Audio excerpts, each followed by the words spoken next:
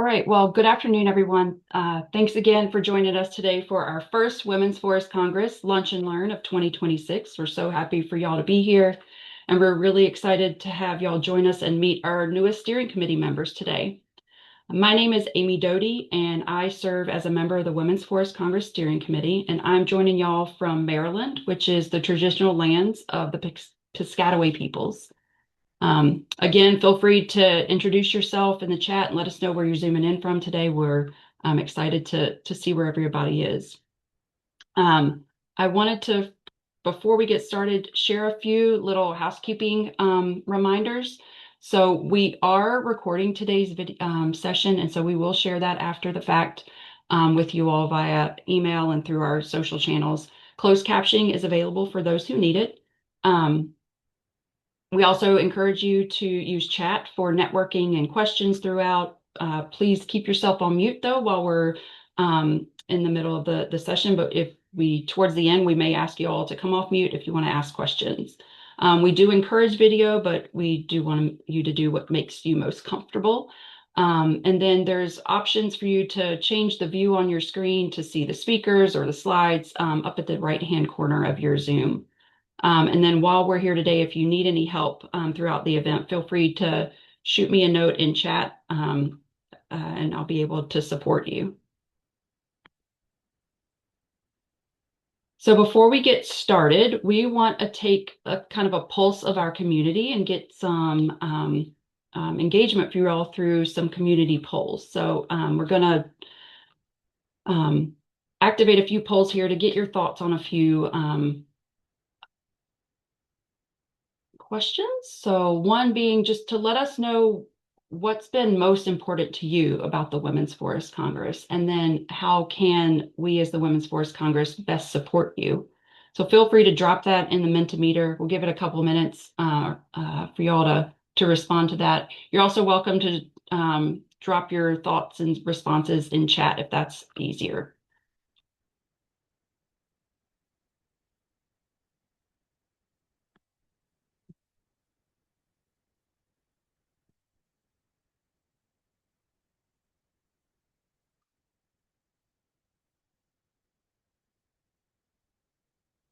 Awesome. I love that community and learning from others. That's great.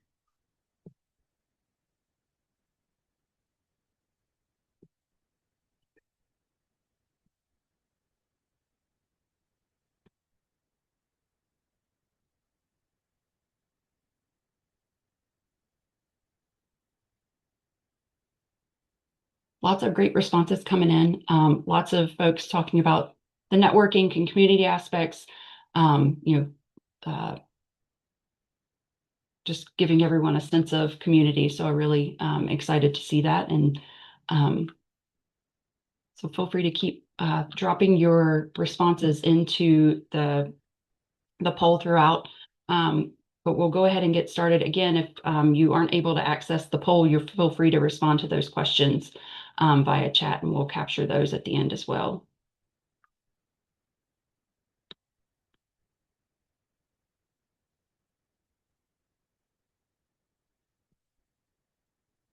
Okay.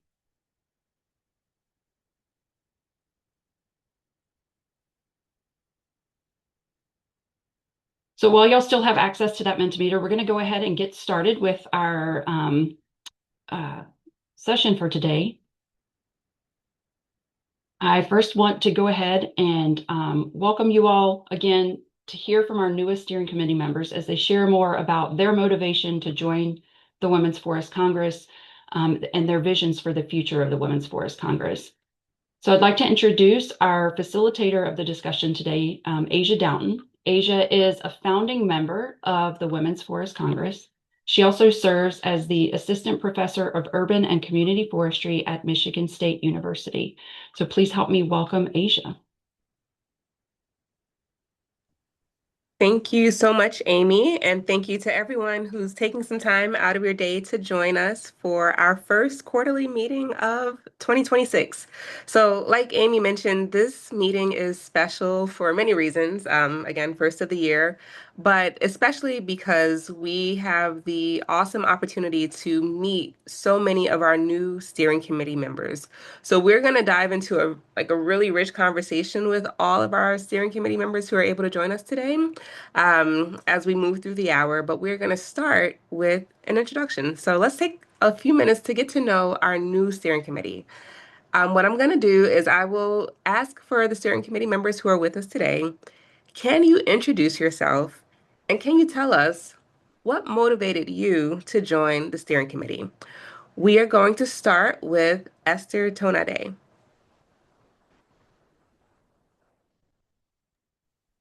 Hi everyone. My name is Esther Tonode. I'm a graduate research assistant at Michigan State University. My work revolves around urban and community forestry, and currently my project involves analyzing a large-scale survey data from forestry professionals across the state.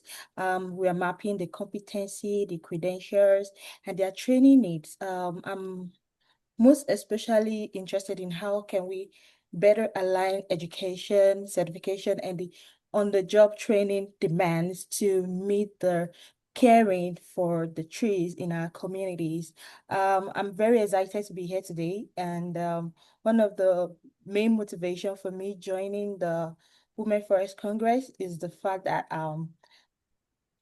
is about women having a voice in a workforce that we don't have so many women around, and building a community where my voice can be heard, where I can contribute and make a meaningful impact to the world at large through my research.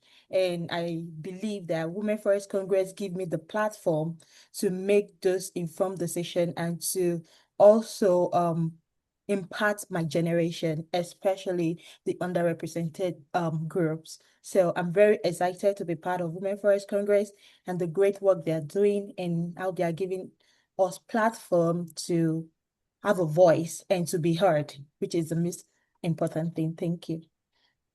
Thank you, Esther. Next up, Jordan Drebin. Thank you. Hello, everyone. Yes, my name is Jordan Drebin.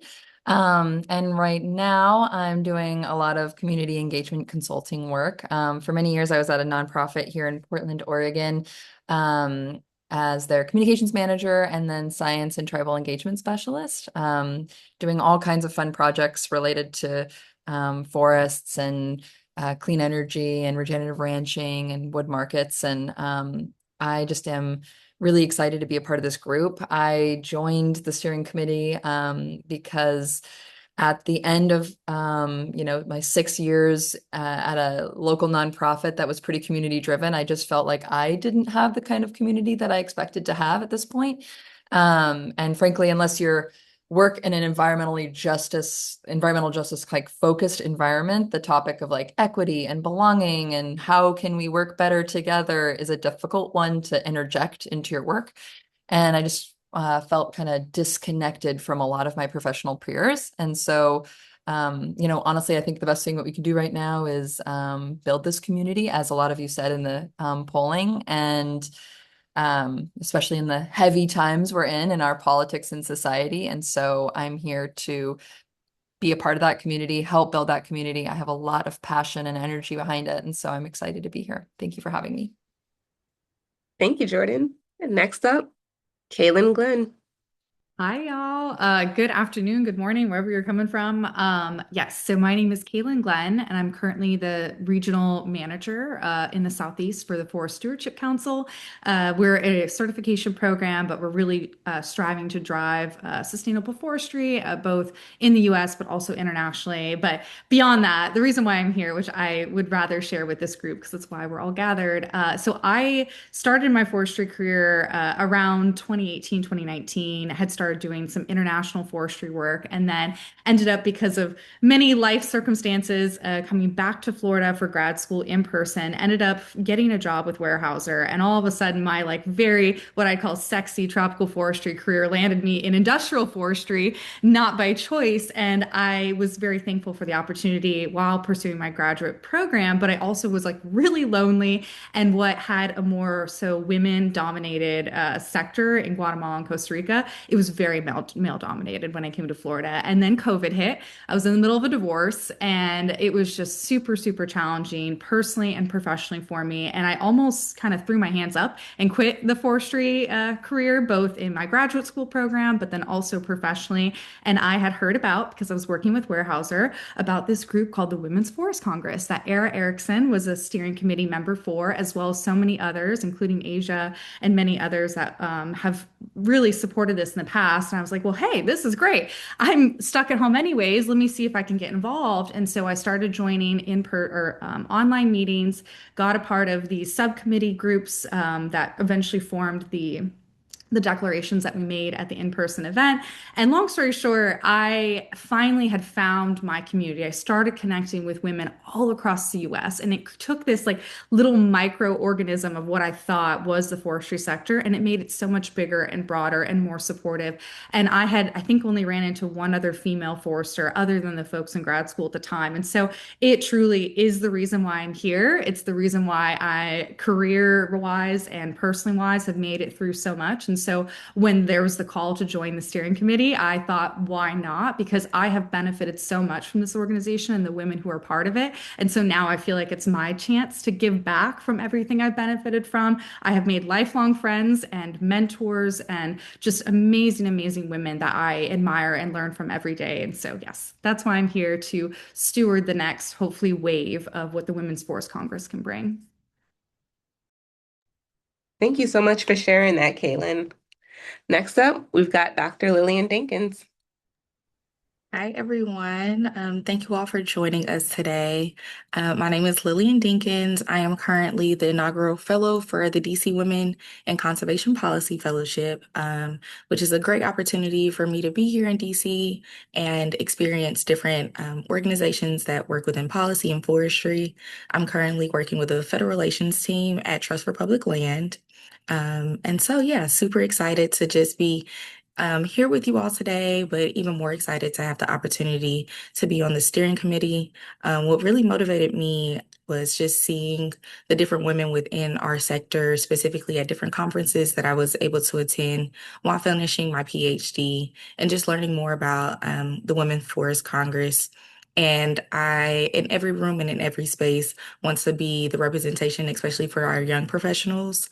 And so I thought it was really important for me to apply to be on this steering committee to make sure that the voices, especially from people who might be newer to this sector, are heard and just implemented in the things that we want to do going forward on the steering committee. So once again, it's nice to meet you.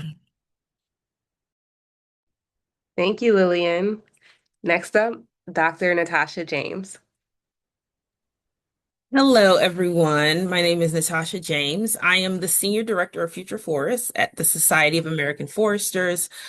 And what that means is I focus on everything from big P policy to science, but using all of the tools that we have to tell a story about how the policy and science intersect to impact how we manage the land. I am super excited to be here today and to see all of you. And one of the reasons that I was motivated to join the steering committee, I'll be frank, there's two answers. One, I have an employee who's on the call who actually was like bullying me into it. She was like, you need to apply. And she asked at first, but then I realized she was kind of telling me that I was going to. And then other folks kept asking, but it was more like telling me. So I started digging in and I was like, oh, I think this is really dope. I think this is something that I can both contribute to in a meaningful way, but also learn from as we go throughout at least my journey of mentoring others. But the long answer is that throughout my career, whatever position I was in, whether I was a research economist for the Forest Service, an organizational development specialist for the Forest Service, an analyst at USDA working on the Hill and other budget items. I've realized that the most effective strategies are built collaboratively. And lasting change happens when there are diverse voices in the room at the table and making the decisions. So being here is a kind of obvious choice for me. And I'm happy to be here to contribute and to learn. So there's that. Thanks. Thanks, Natasha. Next up, Sarah Santiago. Good afternoon, everyone. This was so lovely to hear from each of our fellow members about why you all decided. It's giving me so much energy right now. I'm so excited for what's to come. My name's Sarah Santiago. I currently serve as the Assistant Director of the Forest School at the Yale School of the Environment. And in this position, I oversee our communications, our programming, our strategic planning, and some of our community building as well. I'm based in New Haven, Connecticut, and from Northeast Ohio, and my career has focused on forests in many different ways, mostly through the community and social ways of why forests are important to us. And my research has focused on that in Puerto Rico and the Caribbean at large. Why am I motivated to be here today and to have joined this committee? Well, I had the opportunity to attend the Congress in 2022 and so impressed by the time and energy and emotion that was put into creating such a huge event that was by and for women. And that included folks on the call, as we've heard already, but also alums from Yale. I'm also an alumna. I earned my Master of Forestry from the school. And like Natasha, was encouraged by some of them to continue being involved. And I thought, you know, what an amazing way to continue the work that you've all already built on, and hope that I can bring my identity, my experience, my skills to contribute to this work, because where else is there a space that is really for women in forestry? It's very often that I'm still the only woman in a room. And so I'm just happy to be here with all of you today. So thank you. Thank you, Sarah. And there are a few of our steering committee members who were not able to join us today during the live session, but we do have a recorded a recorded introduction from one of those members. So I'm going to pass it to Amy to share that intro with us.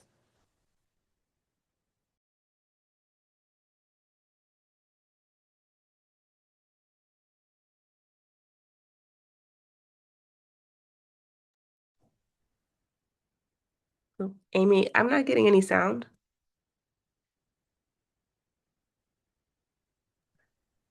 It was working earlier, hopefully. It was. Sorry, y'all. I'm gonna stop sharing and reshare, and hopefully it'll work. Bear with me. Here. I'm really excited. Hi, my name is Anna Ostrander, and I'm the Sustainability Data Manager at the American Wood Council.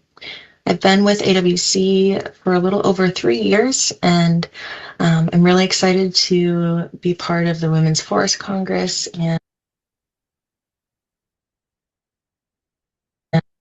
help guide the direction of this group. This group is so important because it embodies values that we need more of in our sector and honestly in the world right now. It fosters the kind of community and safe spaces to support people and allow them to show up as their full selves and make meaningful connections. I'm still relatively new to the forest product sector, only been a few years, but in my short time here, I've been really fortunate to be supported by some amazing female mentors, some colleagues who invest in me, and a leadership team that sees my potential. During this time, I've also had 2 children and 2 maternity leaves. But during that time or during those periods, AWC never really treated that as a setback or a hindrance to my work. But instead, I've felt encouraged and valued and supported as a whole person. And I know that that's not everyone's experience or the typical work environment. But I share it because I think it shows that it's possible for a workplace to be built on values of openness and trust and genuine care for people and their families. And for me, AWC has been a place where being a woman hasn't felt like a barrier. And I hope to make that a reality for more women in this sector. I've really grown to love it, to love the forest products industry, the wood products industry, the forest products sector. And while I enjoy the technical side of my work, what I value most are the people. I've discovered a real passion for building connections and bringing people together. And I think that's why the Women's Forest Congress resonates so deeply with me. It embodies the kind of supportive, inclusive community that our sector and our world needs. And so, yeah, I'm grateful to be part of this group. Look forward to getting to know all of you. And sorry I couldn't be there today, but excited to meet you in the future. Many thanks to Anna for recording those sentiments ahead of time and for Amy for kind of overseeing the logistics of it all.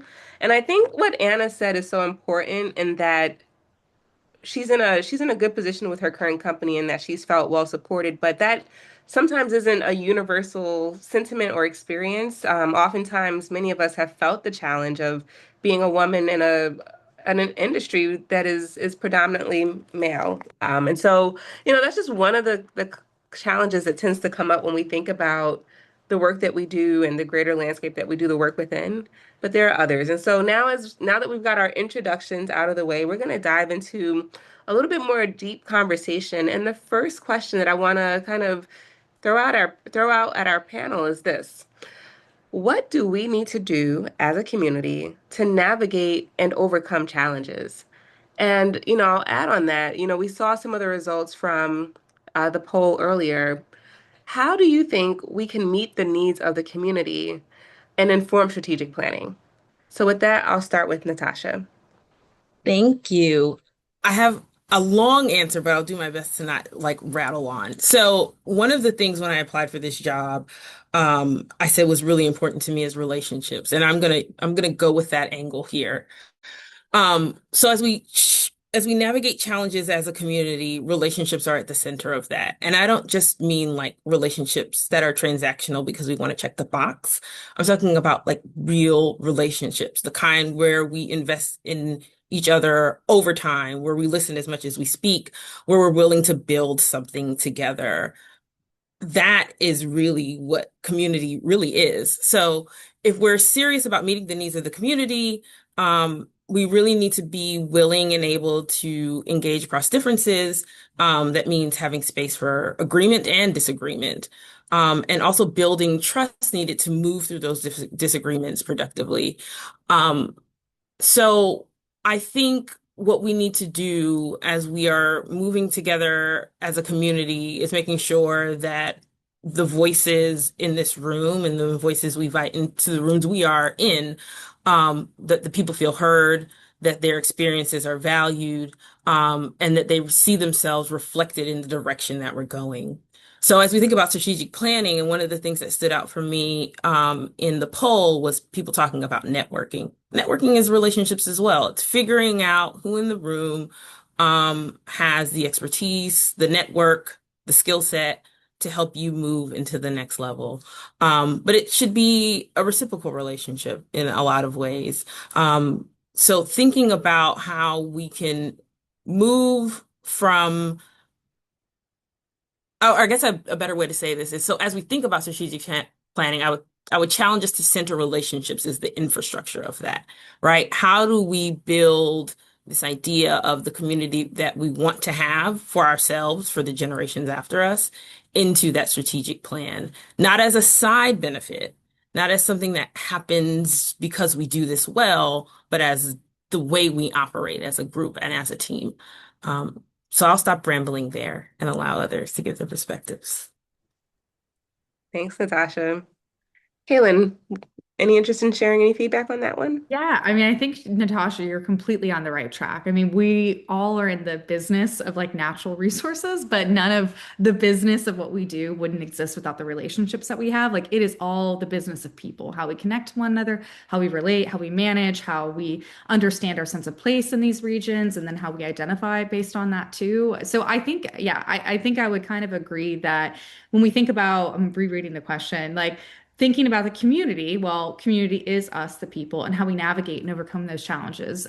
For me, in my experience, most of what has helped me overcome those challenges has not just been the like what I would say this typical community box of like, oh, here's the social hour after the forestry conference that you have. Like it has been these very intentional spaces that have been created, truthfully, by these women's groups that I don't think I would have ever felt safe enough to have the kind of conversations that I would have had in any other room. And so when I think about community, I think about intentional space creation for people of all walks of life, however you identify, where they can let down those walls, let down those barriers, and be able to share their experiences, be able to relate to one another beyond just the roles and the titles that we have. And I think that this has been such an incredible container for offering that. We saw that in person at the 2022 event that, I mean, I still get chills and goosebumps from just how magical it was. And it came from the container that everyone a part of this group had created. And so for me, when I think about looking ahead and we are facing, I mean, there was a lot of challenges back then, but there's even more challenges that I feel like we've accumulated since 2022. It's finding more opportunities for these safe containers for sometimes even like trauma processing. I mean, there's women who are 20, 30 years deep in the forestry sector that are carrying wounds of things that they've had to experience just working their way up that they sometimes have never even had the space to share with other women because they've just had to survive through it. And so I think that truly there is like a healing and a community sharing, but really setting a safe container for all of that, that then we all can benefit from and learn from and heal from, hopefully moving forward, and ideally help make the sector better so we can learn from what has happened in the past. So yeah, and I'll leave it at that. Thank you, Kaylin. Sarah, any insights you may want to share on this one? Along the same threads, and one of the things that I loved seeing in the poll is mentorship and mentoring, which I think is incredibly important. And just reflecting on that in the last few minutes, I've had mentors in different ways, different people from different walks of life, but it's always been the women mentors in my life who have gone to bat for me, who speak highly of me in rooms when I'm not there, who meet me as a whole person in whatever form I'm in at any time, which I think Kaylin's really speaking to right now. And so I think how we continue building that community, how do we keep overcoming these challenges is again together and in community. But I think creating a space here where people are coming who are willing to be mentors and willing to be mentees, and just creating that from the ground up. And another thing on my mind is about scales of connection too. Does that look like these national calls that we can have together? Does it look like more regional meetings or more intimate discussions of people who are close by who can support within our own networks? I'd love to build on that and hear more about that from our community about what everyone needs and wants from this space. Thank you, Sarah. Jordan, what would you add to this question?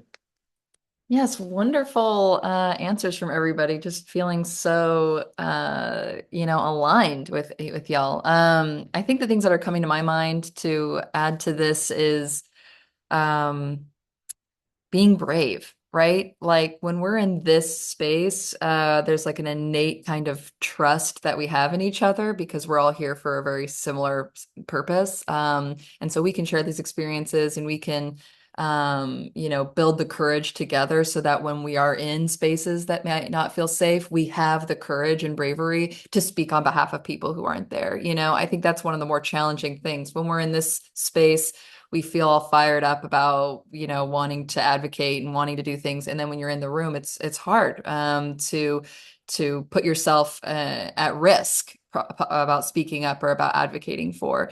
And so I think that that's one thing that was coming up for me is helping each other gain the courage and ability to speak on behalf of or in favor of the things that we're trying to do. And then, we're talking about building relationships, and I think that a part of that is building the trust between people who have disagreements, who have differing opinions. Ultimately, these solutions to these complex problems are not going to happen unless we all trust that we do have best interests at heart, right? Like we need to be able to believe that we need to have built relationships well enough and built the trust well enough that when we're sitting at a table with people that we can trust each other to actually be coming to the solution that will benefit all. And then one last thing was knowing and also building that trust so that we can get to the real root. I think a lot of the time when we come to solve problems, we are only understanding the surface level of needs of people, and it's not until we can really get to the root of these problems and understand the complexity as a whole that we are able to really identify the solutions that will solve them. But really just saying everybody's answers have been so wonderful. And so I think that's all I can add to this specific question. Thank you.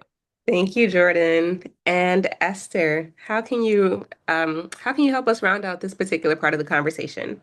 All right, thank you so much. I think everyone has mentioned very important points, and I feel okay. What else? Because Jordan mentioned trust. I thought about trust, building trust. I thought about the relationship, and the last thing I'm gonna add is being transparent. Being transparent enough on and when there are issues, you come out straight. There's no need to pretend to be who you're not, and just be transparent in everything we are doing. And one thing about mentorship that was mentioned also that I want to add to it is being showing up, consistently showing up for ourselves. There will definitely be issue and all that, but the ability to show up consistently and to follow through on our commitment, these are also very important. Thank you. Thank you all. I'm sitting here trying to take notes as y'all are writing because these are such rich insights. And I think that there are a lot of key themes that seem to emerge between creating safe spaces in which we can really establish deep, meaningful, authentic relationships. And in those spaces, also creating, opportunities to learn from each other and instill some of the wisdom that we're developing and amassing as we're moving through these different stages in our career. And so, kind of thinking about what everyone shared in this particular question, I want to build on it and ask this next question, which is, what does success look like to you for the Women's Forest Congress? And I'm going to ask you to think about this in 3 time steps. So, what does success look like for the Women's Forest Congress in 3 years? What does it look like in 5 years? And what does it look like beyond the 5-year mark? So with that, I will like to ask Jordan to start us off with this one. Thank you. Yes, this question's a good one because we as a group in some of our first meetings have been talking about reevaluating strategic planning and kind of getting into the nitty-gritty of this. And so I'm really excited to be doing that. I'm so honored and thrilled to be a part of that experience with this group coming up. And I haven't thought about it in those clumps of time quite yet because I feel like my head is just so focused on just building community. As we've kind of seen in the polling, like everybody mentioned community building. And I think there's just such an appetite for that. Me in particular, both community digitally, because obviously we're spread across the US, but also physically, I think that there's a huge appetite really coming for in-person events more and more, now that we're like really coming out of COVID lockdown times, we're just so excited to be in person again, that I'm really excited to be trying to grow that in my region here in Portland. So I think something that I wrote down was that, creating space for community women in forest related fields, both digitally and physically, to share not only experiences, but resources, our stories and our challenges that we can work through together. That's something that you go to these webinars or these meetings, and there really isn't a lot of time for people to actually vocalize, I am struggling with this issue at work, or this is something I'm actually dealing with. A lot of it is receiving information, receiving tips. And so I would really love to try and build a space where it's much more where we are literally building relationships with each other, where we are able to help each other work through certain either internal political issues or external logistical challenges, and help create those resources and an actual support kind of group for us while we're navigating this, and not just webinars of how best to, negotiate your salary. That's really wonderful, but not just those kinds of, webinars. I would love to be doing something a little more interactive, and ultimately empower each other. Like I was saying earlier, the confidence thing. I go through a roller coaster of confidence all the time. And so you can get all the certificates, all the education, and have experience, and still feel coming up short. It's when it's environments like this, it's communities like this, that I always walk away with a new sense of purpose and a new sense of confidence. And in these times when it's just really chaotic, I just really think that it's one of the most important things we can do. So in 3 years, if I were to summarize, I feel like just having any kind of consistency and regularity and building the community would be really great. Goal, solid goal. 5 years. We can dream so big, right? But regular cohorts, things like that, regular meetups, having a more institutional feel to it, and beyond, just having some kind of, larger network would be amazing. So there's all kinds of metrics we can get into, but I think on a high level, there's just a lot of energy and good intentions here in this room. So I'm excited to be a part of it. Thank you, Jordan. And I will, at this time, I'm going to just ask, between Lillian, Sarah, Natasha, and Kaylin, is there anything that you may want to add from your perspective to kind of, elaborate this part of the conversation? And there's no pressure if you're... I'll add a little something. I think in my head, what success really looks like for us, I want us to make sure that we're doing everything intentionally. With every webinar that we have, every in-person meetup, if we're creating a network, just where people can meet other people, just make sure that it's all intentional. I know that we do have, our steering committee, which kind of helps guide and push different things forward. But if we don't have our community and we're not listening to what they need and what they want, then we're absolutely failing at what we're doing. So it's really just my goal or my thought process for this steering committee to really have the opportunity to listen and to just create a plan, so that way within the next 3 and 5 years, we're basing something off of, what was just a thought, an idea was to gather women together within our sector, but we're actually putting together just the right stepping stools to really propel us within our industry. So yeah, I think as a whole, that's what success really looks like for me. I would love us to continue to have webinars and discussions like this. I would love us to have regional meetups, or just, be able to really connect with people one-on-one, or how we talked about mentorship. So all of these are great ideas to really think about for now and also in the future. Love what you said, Lillian.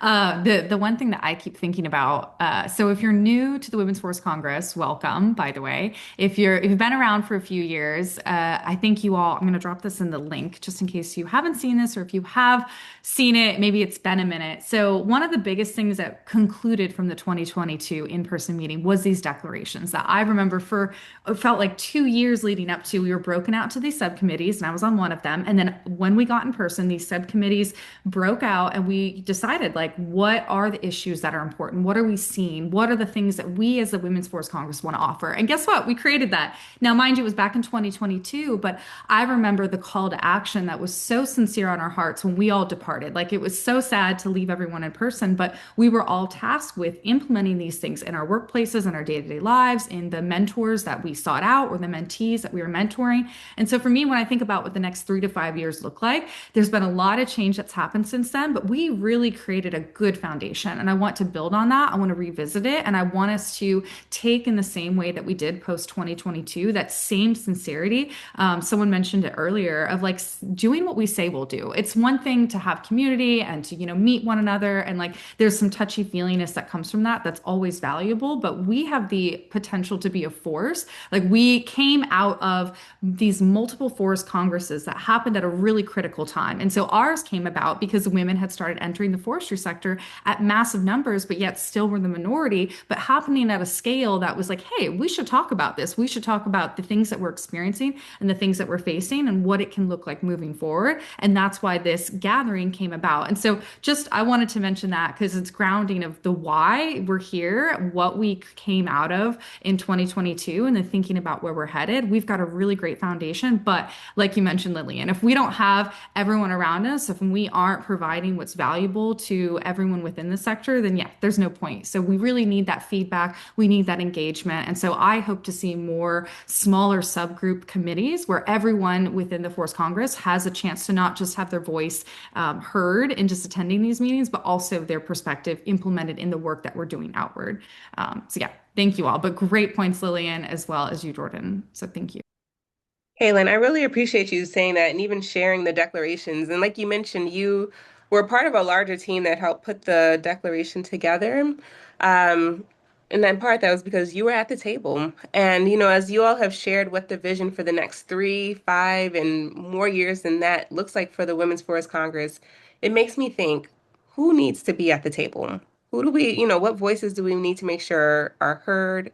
And amplified, or hear our voices while we move this forward. So, Lillian, I'm going to point that question to you. Who needs to be at the table for this vision to succeed? Everybody. Um, when I got the email about being on the steering committee and seeing everybody else who was on the steering committee as well, I went into a deep dive. And I think the great thing is that none of us do the same thing, and I know none of us think the same way as well. And I think that's the way that the Women's Forest Congress really succeeds.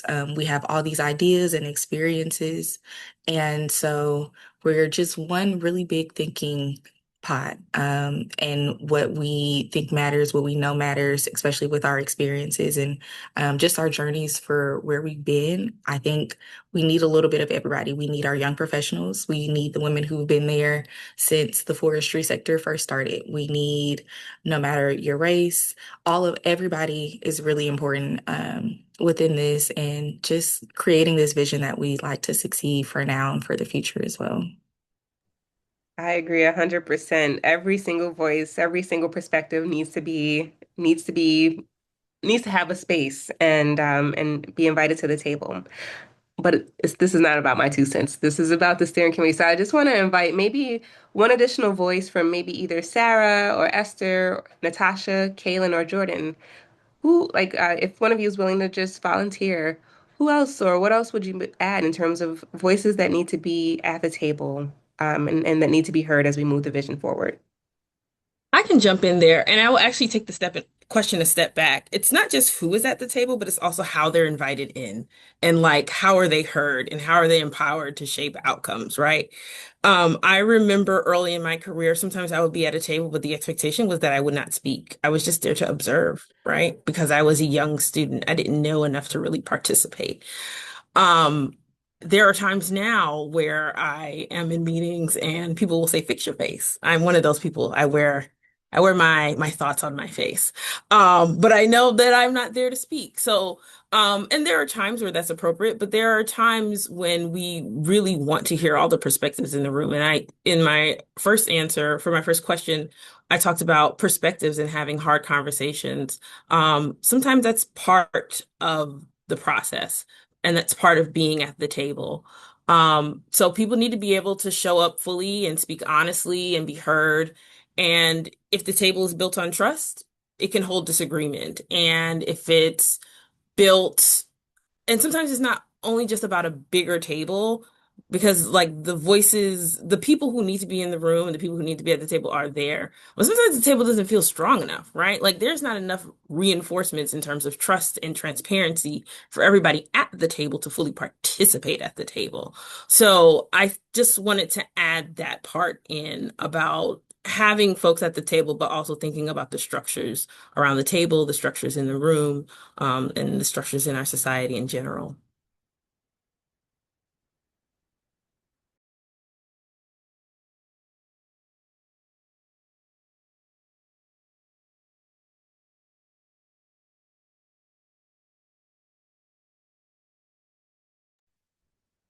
It looks like Asia has dropped off, perhaps. You sure did. Um, Anyone else want to share while we get her back on the line? I don't know, something that pops up into my head is uh youth, which I went to a workshop recently about prescribed fire, and it was called Adapting Together, and Oregon State University hosted it here in Oregon, and it brought together a lot of people from Montana and California, Oregon, and Washington, all people involved in prescribed fire. And the take-home message from all of our all the surveying and all the kind of communication that happened throughout the 3-day workshop was that like the future to bringing good fire back on the land was youth, like youth engagement and training and investment, and that was kind of a surprising takeaway. Normally I feel like the takeaway is better collaboration, everybody at the table, like this kind of like we need to talk better to each other and treat each other better, which were all points as well. But I think that you can say that, of course, bringing more diversity to the table of age and race and sex and all of it is important in this, but also the youth has been on my mind. It's been something that like I'm reaching an age at 35 now that I'm like, oh yeah, youth, like I'm not youth anymore. So like it's my turn to look back and help. And so I'm just at that point. So that's been on my mind. And not something that is always included in the bringing to the table. And maybe they don't have that experience to contribute fully, but they do have perspective, right? And so I think that that's just one thing that I wanted to add. Thank you. Thank you, Jordan. And I do want to just offer that, may the great words of the great philosopher Rod Stewart live on forever young. Like don't let the age still the youth. It's always burning a flame.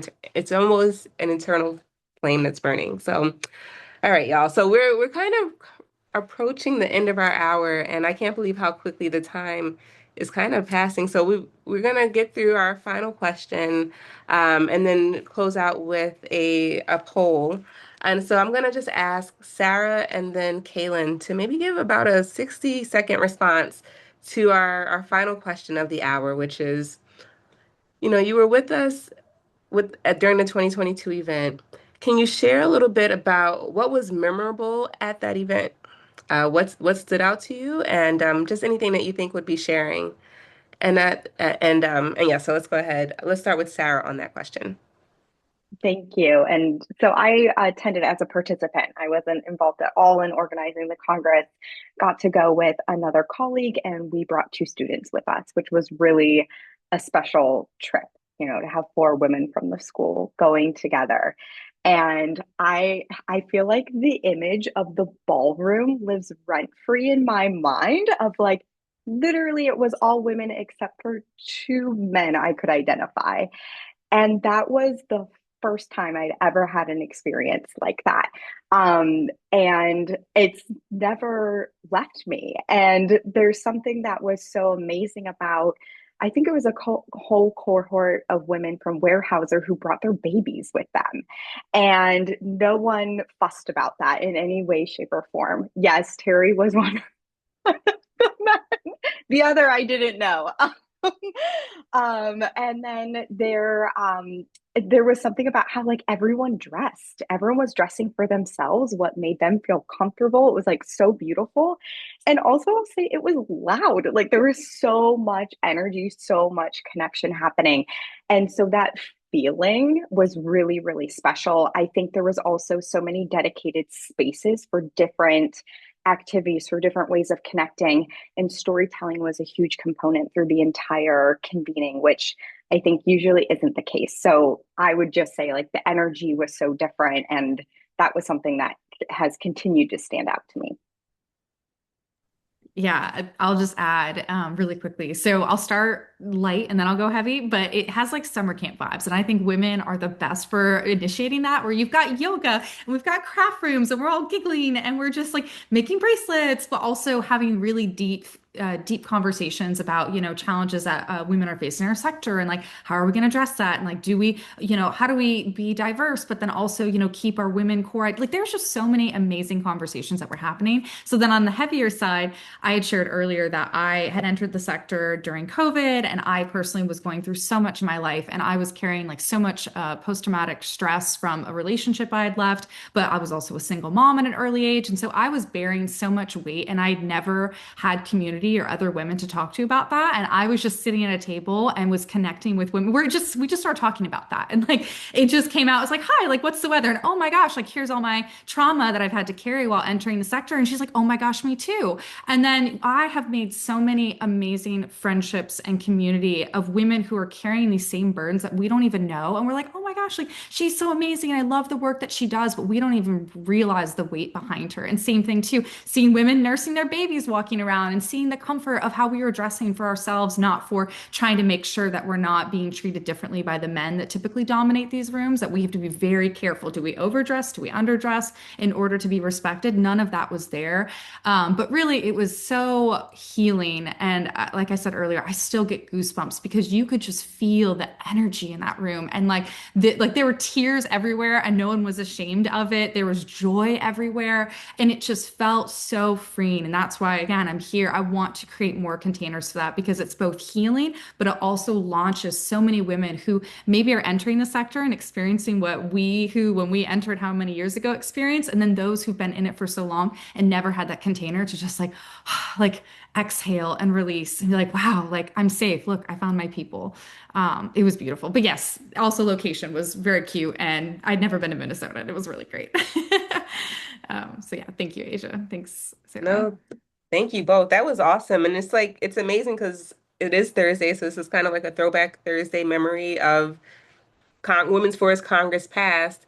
And I think in as much as it's amazing, all the good vibes, and really motivating to look at what we did now almost 4 years ago, it can be just as motivating to think about the future and maybe working towards having another in-person, to use your term, Kaylin, container space. There's the regional meetings that we've been thinking about, but it might, maybe we can begin to work together for a full, like, global reconvening of the Women's Forest Congress, perhaps in the next couple years. Maybe that's something that we work towards. And so as we close out today, I want to invite everyone who's on the call into our closeout polls.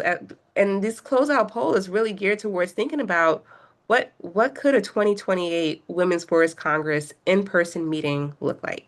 So we're going to share 3 questions with you, all based in that premise. The first question is, can you share locations where you would like to see a potential Women's Forest Congress. And we dream big here. So it can be your neck of the woods or, someplace that could be a dream destination or maybe even someplace where you've seen a conference just held absolutely to the nines. But that will be the first question in our poll. Share with us, we'll have two options. You'll be able to see the questions on the screen. If you want, you can use the QR code to respond. But if you're more comfortable, you're more than welcome to enter your response in the chat. This question again is, can you share locations where you would like the Women's Forest Congress to consider for the 2028 in-person event?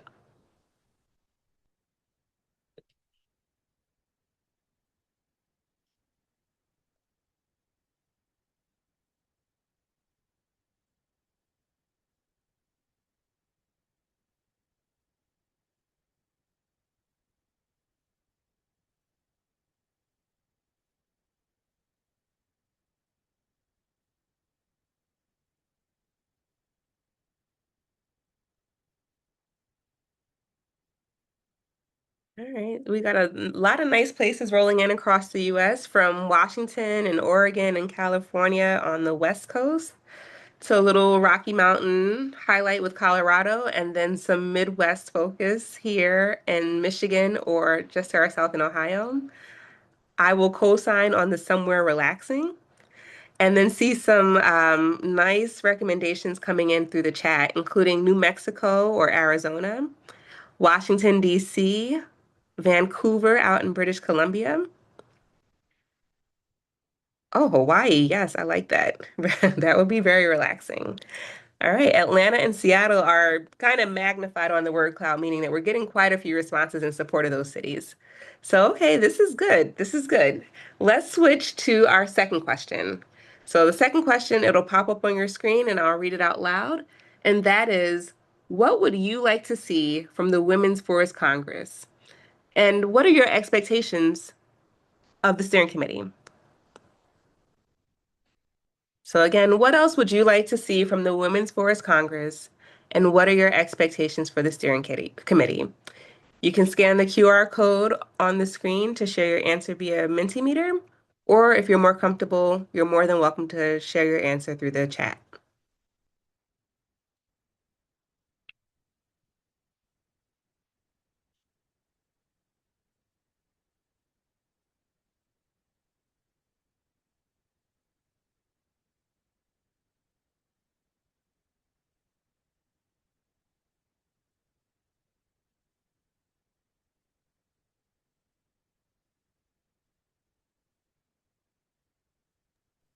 And I just want to flag too, I think that it might be set up, so you might have to flip through a couple questions now to get through to this one.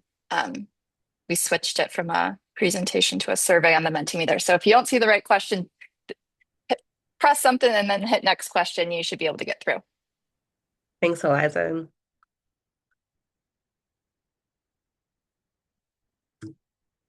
All right, I'm appreciating the feedback that's coming in so far. So we've got some responses that mention having, again, more in-person events, securing the funding to support, moving this from a vision to a reality, continuing to support online networking and community building and gathering. And this is good too, seeing research that comes out of our group from those folks who may be engaged in research. And then continued storytelling as an opportunity to share experiences and get insight on how to navigate some of the challenges that we're dealing with. All right, and as please feel free to continue to share responses for this question. I'm gonna pivot us to our final question and our final official moment together, and that is, if you join the 2022 event, what was memorable for you? Um, and what are some things that you'd like to see continued at the next in-person event?